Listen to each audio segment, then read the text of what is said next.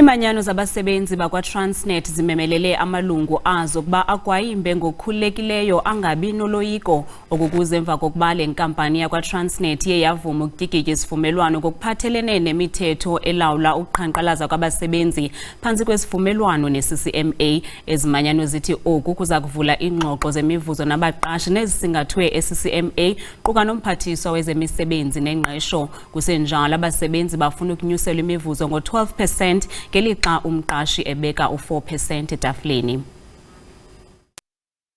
Full swing right now. We have been waiting these picketing rules for them to sign them off. Now that they have been signed off, we as collective Satau and Untu, we are still making sense of certain sections in these rules to make sure that we are making sure everything is in order. Otherwise, we have joined forces to make sure that our demands are met in this eve of negotiations. We understand that our leaders are sitting with Transnet as we speak.